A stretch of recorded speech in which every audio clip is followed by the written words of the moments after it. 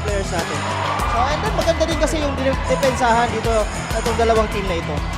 And there you go! First bucket goes to Team Viga. Yes, yung Dixon partner dun sa short stop jumper sa corner. So, nakikita ko na to talaga maglaro dati. So, pag binigay mo sa kanya yung short corner jumper na yon, talagang matik yun. And sinagot naman ngayon.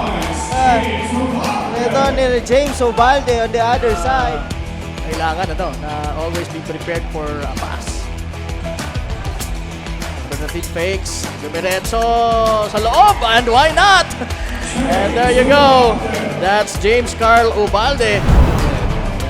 Napakaganda ang mga pinitawang salita as report ni Mabel mula sa side ng mga taga San Andres na Para matulungan itong team niya.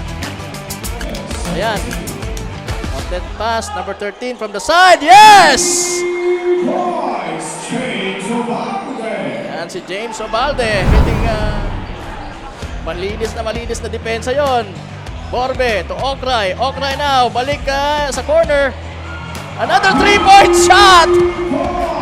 Mula dito kay number 13. Nangbigan na si James Obalde. Siyempre, at 5 minutes and 25 seconds sa ating third quarter.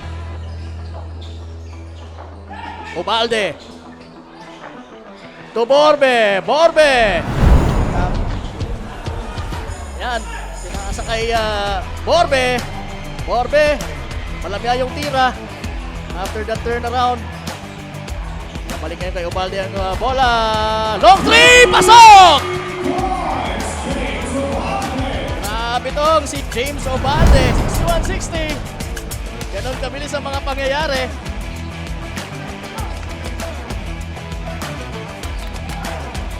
Oh! In your face! Sabi ni James Obalde. Tumira mula sa 3-point country. Wala. Na-rebound ngayon ni James Obalde. Nasa unahan yung number 12. Binigay kay Okray. Okray! Binitin pa! Nila.